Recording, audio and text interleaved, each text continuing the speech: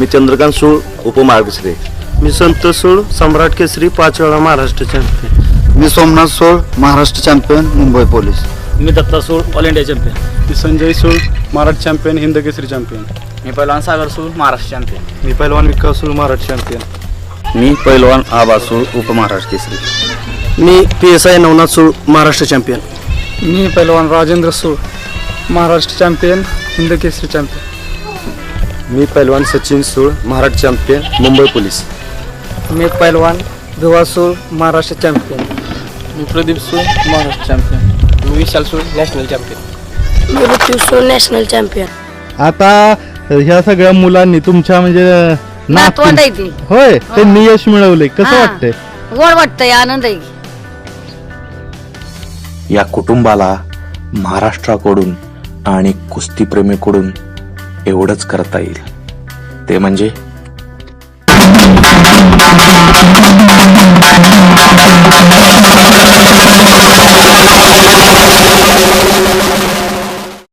नमस्कार मित्रांनो, आज आपण अशा कुटुंबाला भेटतो, त्या कुटुंबाचा आदर्श महाराष्ट्रातील प्रत्येकाने घेतला पाहिजे. कुटुंब आहे सुळांचं. कशासाठी प्रसिद्ध आहे महाराष्ट्राला माहिती आहे, पण ह्या कुटुंबाच्या एका व्यक्तीनं खऱ्या अर्थानं आपलं नाव महाराष्ट्रापर्यंत पोहोचवलं. माझ्यासोबत आहे उपमहाराष्ट्र केसरी चंद्रकांत सूळ. नमस्कार चंद्रकांत. नमस्ते सर. मला सांगा चंद्रकांतजी, तुम्ही खऱ्या अर्थानं या कुटुंबाला एक ग्लॅमर आणलं पहिल्यांदा. कसं तुमचा काय प्रवास होता? तुम्ही कोणी सांगितलं तालमीत जावं, हे करावं?